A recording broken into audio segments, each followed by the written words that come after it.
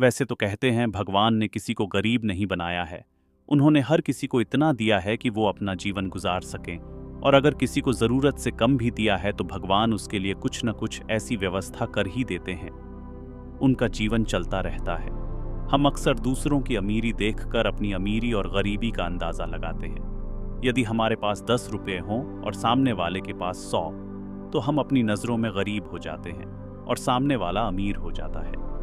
हम यह नहीं सोचते कि एक व्यक्ति कितनी मेहनत से रुपए कमाता है, 100 काम कर रहा है, उसकी ज़रूरतें क्या हैं। हम तो बस दूसरे की दौलत देखते हैं और अपनी राय बना लेते हैं।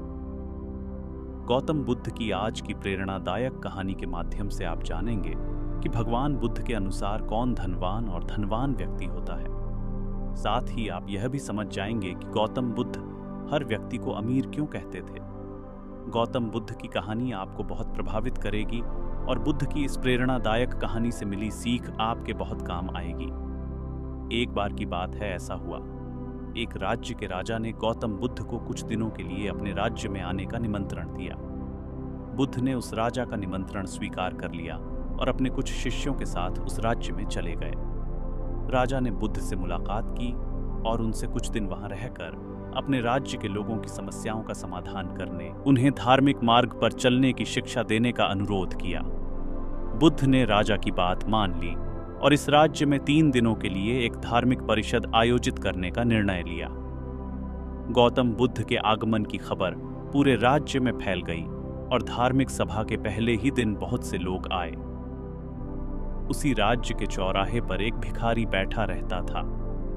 उसे भी गौतम बुद्ध के आने की खबर थी, लेकिन वह सोचने लगा कि धर्म सभा में जाकर और यहाँ बैठकर उसे क्या मिलेगा। जैसे जैसे लोग आएंगे वे मुझे भिक्षा में कुछ न कुछ अवश्य देंगे। पहले दिन कई लोग आए और इस भिखारी ने अच्छी खासी कमाई की। अगले दिन फिर वही क्रम जारी रहा। भिखारी ने भीख मांगने के साथ साथ यह भी देखा कि धार्मिक सभा में जाते समय लोग उदास और दुखी हो रहे थे और उन्होंने उसे कुछ दिया भी नहीं। जब वह बुद्ध से मिलकर वापस आता है तो बहुत खुश दिखता है और खुशी खुशी भिक्षा भी देता है। यही सोचते सोचते दूसरा दिन भी बीत गया। तीसरे दिन जब बहुत कम लोग आए तो भिखारी परेशान हो गया। उसने कमाई नहीं की। उसने सोचा कि बुद्ध तो सबकी समस्याओं का समाधान दे रहे हैं, तो क्यों न मैं भी उनके पास जाऊं और अपनी गरीबी दूर करने का उपाय पूछूं। ऐसा सोचकर वह भी धर्म सभा में गया, लेकिन वहां लंबी कतार थी। बड़ी मुश्किल से उनकी बारी आई। बुद्ध के पास पहुंचकर उसने प्रणाम किया और कहा, प्रभु, इस गांव में सभी लोग सुखी हैं और सभी लोग धनवान तथा सुख सुविधा संपन्न हैं, फिर मैं गरीब क्यों हूं? तुम गरीब हो क्योंकि तुम हमेशा दूसरों से मांगते रहते हो, लेकिन कभी किसी को कुछ नहीं देते हो। भगवान बुद्ध ने उस भिखारी को देखा। आपको लगता है कि लोग तुम्हें भीख में बहुत सारा धन देंगे, लेकिन आप किसी को बदले में कुछ भी नहीं देना चाहेंगे। यह सुनकर भिखारी बड़े आश्चर्य से बोला, हे प्रभु, क्या मैं लोगों को कुछ दूंगा? मैं भीख मांगकर ही गुजारा करता हूं। मेरे पास देने को आखिर है क्या? बुद्ध कुछ देर के लिए चुप हो गए और कुछ देर रुक कर बोले, तुम बहुत मूर्ख हो। भगवान ने तुम्हें और हम सभी को किसी को देने या दूसरों के साथ बांटने के लिए बहुत कुछ दिया है। आपने एक मुस्कान दी है जिसे आप दूसरों के साथ साझा कर सकते हैं और उन्हें आशा और उम्मीद दे सकते हैं। तुम्हें आवाज दी गई है जिससे तुम मीठे बोल बोलकर लोगों की प्रशंसा कर सकते हो। तुम्हें 2 हाथ दिए गए हैं जिससे तुम दूसरों की मदद कर सकते हो। तुम्हें एक स्वस्थ शरीर दिया है जिससे तुम भीख मांगने के बजाय कड़ी मेहनत कर सकते हो। जिस व्यक्ति को भगवान ने बिना किसी कमी के ये चीजें दी हैं, वह कभी गरीब नहीं हो सकता। आप सिर्फ अपनी सोच के कारण गरीब हैं। जैसे ही आप इस सोच से बाहर निकलेंगे, आप खुद को दूसरों की तरह अमीर समझने लगेंगे और आपकी जिंदगी भी बेहतर हो जाएगी। दूसरों की खुशी देखकर अपनी तुलना दूसरों से न करें।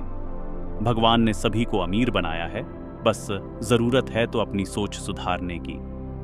भगवान बुद्ध की बातें सुनकर मनुष्य को अपने जीवन का मूल्य समझ में आया और वह उनके द्वारा दी गई शिक्षाओं के अनुसार अपना जीवन जीने लगा। जब हम सभी अपनी तुलना दूसरों से करते हैं या दूसरों को खुश देखते हैं, तो हमें लगता है कि हमारी जिंदगी खराब है और बाकी सब मजे कर रहे हैं। हम अपने जीवन में कभी भी अच्छी चीजों पर ध्यान केंद्रित नहीं करते हैं। हम कभी यह नहीं सोचते कि भगवान ने हमें स्वस्थ शरीर दिया है, जो सबसे कीमती चीज है। आप कितने भी अमीर क्यों ना हो, अगर आपका शरीर उपयोगी नहीं है तो वह पैसा भी किसी काम का नहीं है। और वहीं अगर आप गरीब हैं लेकिन आपका शरीर बिल्कुल स्वस्थ है तो आप अपने आप में एक अमीर व्यक्ति हैं। कोरोना काल में हम सभी ने देखा है कि पैसे से ज्यादा जरूरी स्वस्थ शरीर है। अगर आपको गौतम बुद्ध की ये प्रेरणादायक कहानी पसंद आई हो और आप ऐसी ही और कहानियां सुनना चाहते हैं जो आपके जीवन को सकारात्मक बदलाव दे सके, तो हमारे चैनल बुद्ध मंत्र स्टोरीज को जरूर से सब्सक्राइब करें। धन्यवाद।